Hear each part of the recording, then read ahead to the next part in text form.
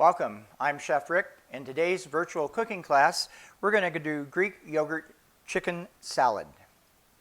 First thing is, we're using a rotisserie chicken, and you can get that at your supermarket, any place, and I'll show you how to bone that. We're going to talk a little bit about that. But I got my cutting board here, and in order so I don't slip all over, I've got a piece of damp paper towel and put my board down, and then it's not going to run all over the place. So we've got our chicken. Now if you're doing your own roast chicken, that's great. But we're going to take this apart. There's a little string in here. We're going to show you how to do a little anatomy, chicken anatomy 101. And we're going to use this for a couple different things. So we've got a string that they put on this and they truss up. And it goes under the wings. So you don't want to have that in your chicken salad or anything else like that. Now, I've got both hands messy. I'm going to go wash one of my hands, well actually both of them, because I want them clean enough that I can hang on to this when I get ready. So I'll run over here and get a little, wash them off a little bit. So thank you for joining us today. This is a lot of fun, and it's, again, this is from my kitchen to yours. And this is part of the City of Temple Parks and Recreation programs. So, Chicken 101. We've got our drumsticks, our thighs, backbone. What we want to do is take the backbone out because we're only going to use about half of this chicken. You can either do it with a knife, or it's easier with some scissors, some nice kitchen scissors. And what you want to do in your head before you do this is visualize you got the neck and the backbone right here. And you got the tail there, so you want to go down both sides. And these nice heavy kitchen shears. And there you go. All done with that. Next thing you want to do, take this chicken, because we're only going to use, again, half of it. And interior, you see the breastbone. So we're going to take our chef's knife and go right down the center of the bird. So we've got two nice halves. Okay. Then we want to take our thigh and leg off, which is really easy. Just take a knife and separate that. And then you've got the leg and the thigh here. Cut those apart, because we're going to take all this off the bone. So we've got the breast, the wing, the leg, and the thigh, and we don't need the knife anymore.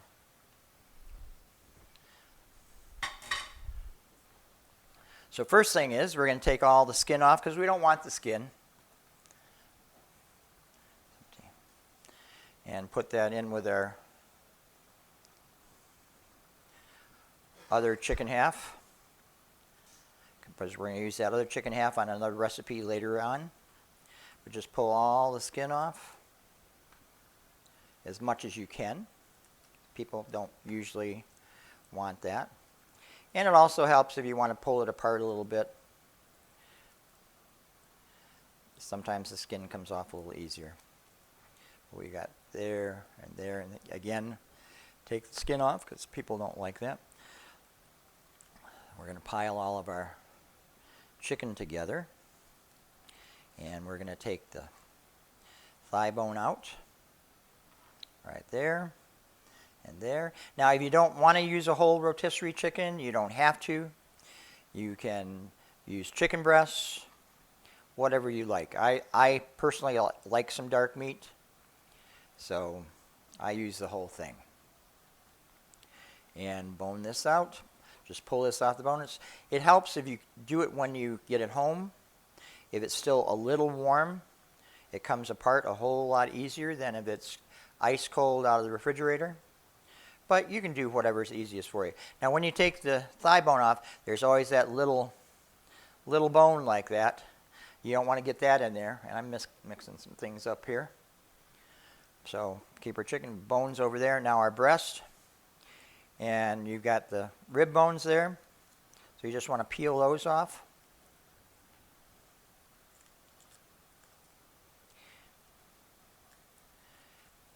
And there's part of the wing bone that's attached in there. And also the one thing you want to watch for in here, you got the wishbone. You've cut that wishbone in half. So you don't want to leave that in there because it's not any fun to get that when you're eating it. Take that out.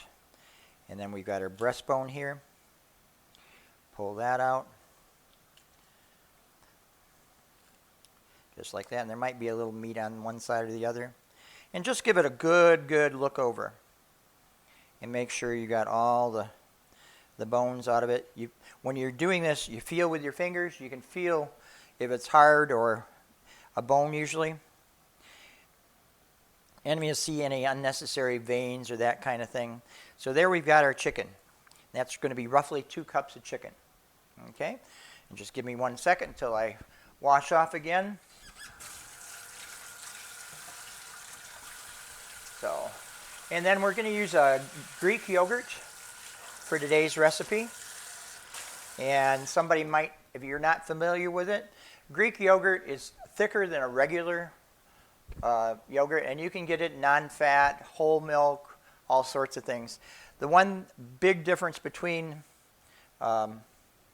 Greek yogurt and the other non-Greek yogurt, Greek yogurt basically is strained a little more. It has more of the whey out of it.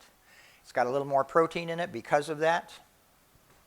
Let me get another knife here, because we're going to chunk this up. But the Greek yogurt, it tastes just the same. It's just thicker. It's more like sour cream. Has a little more tang. The thing when I'm cutting chicken that I always try to remember what you're going to do with it and how it's going to be consumed. So you wouldn't want to leave your chicken in big old pieces like this. You want bite-sized pieces. So if you think of it when you're cutting it up, cut it in smaller chunks. Who's your audience? Who's your customer? Who's your guest going to be? So you want to dice this up in a smaller way. Okay? And I'm just turning that on the side so I get nice chunks. You can see those on the cutting board.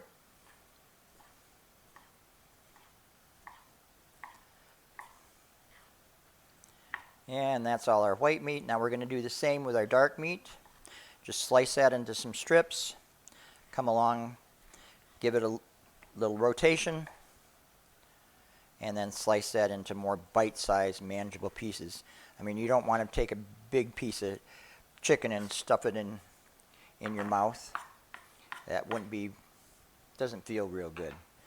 Another thing that I have that I use a lot is this is called a bench scraper, and it helps getting things off the board. Okay.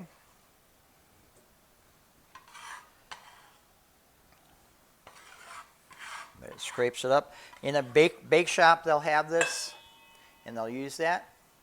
So I'm going to go over here and wash a couple things, and I'll be right back with you in just a second. Okay, I'm back, and we've got clean boards and clean tools. We've washed up. We've got our diced chicken here. So the next thing we're going to do, our recipe calls for some red onion and some apple. And I'm going to show you how I do an onion. I always like to take a piece of paper towel, set it over here, and take the end off. The root end, and then I do a little slice on it so I can peel the skin off.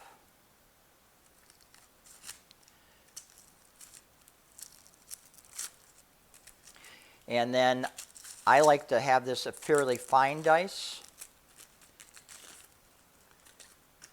So there we've got our onion, and we've got our scrap there, compost pile, wherever. Cut it in half from root to tip. Put that back over.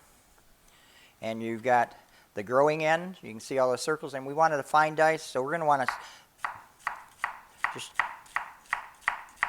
just nice, even.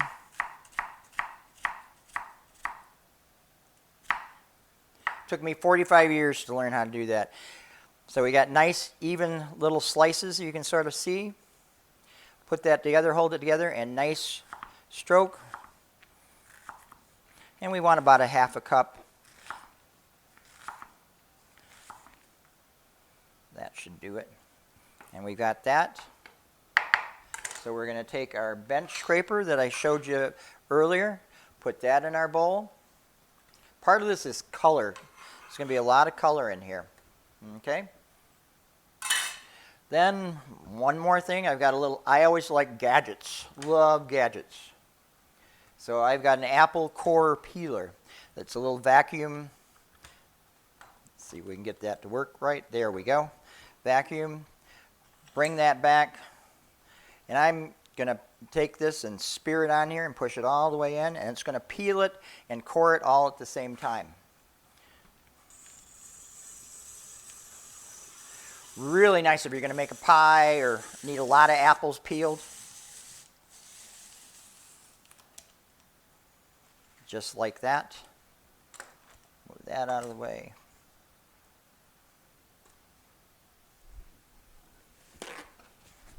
Wipe up our mess here. Okay. So we got our apple, and it's a nice spiral cut. Well, we need about a half a cup. We're going to take this and cut it from one end to the other. And the easy thing to do with this, I just slice at an angle. And if you wanted to leave the peel on for more color, you could do that. You don't have to. Or you could put, if you want to use a red apple or green, or do a little bit of both. So we've got a nice little diced apple there. Okay? We can see that. So we'll take our bench scraper again in the bowl. Let's see, we've got some toasted almonds. We've got some wild rice. Now, the one thing with wild rice, when you have it takes a long time to cook. It can take up to an hour to cook. So you have to watch it. I put a little bit of baking soda in it. It helps change the acid level, but this gives it a nice nutty flavor. Okay. So we've got that in there.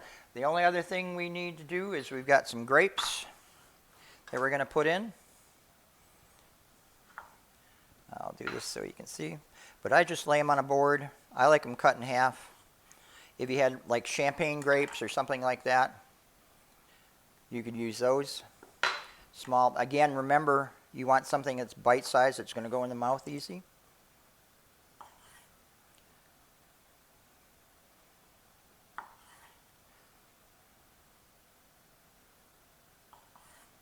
Real simple. Easy. Again, like I said, the wild rice takes longer to cook. Anytime you, it's less refined, like brown rice takes longer than white rice to cook. Wild rice takes quite a while. You want to let it, make sure it splits open. But you put just a little bit of baking soda in it, just a small amount. That helps it cook easier. It changes the acid pH level of the water. Okay, we've got some Greek yogurt here. The other thing we need is a little bit of lemon zest. And if you've never seen, I have a handy little tool. Couple things. This is a zester or a channel knife too. You can do little strips. This is a microplane. So I think I want to, this is going to be finer when you do it. But you only want to have the yellow. You don't want any white. And how this works, you turn it, there's 5 little holes there. This is going to give us little squigglies. The other thing when you're doing this, you can see, I don't think you probably can see it on camera, but you can see little, like a little cloud in it. What it is, the essential oils that are in the lemon skin. That's where all the flavor is. Okay? And we're going to do this whole lemon. Like that, okay? And then we've got our Greek yogurt, a little spoon, and we need about a half a cup of that in here. And something could you hand me the granulated garlic? That's up to you if you want to do it or not do it. Thank you. And we're going to put just a dash of garlic in here. Or if you wanted to put some roasted garlic, or you wouldn't have to put any at all. A little bit. Grab the salt and pepper.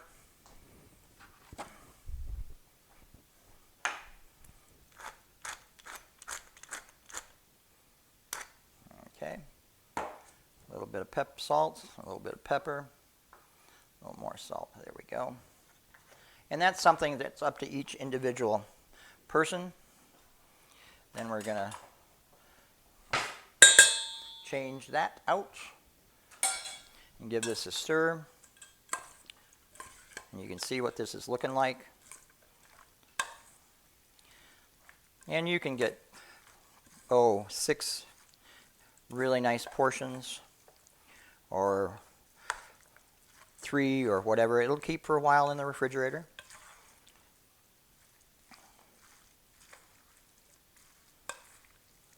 Okay, that's how that goes. And we'll be right back and we'll plate this up for you.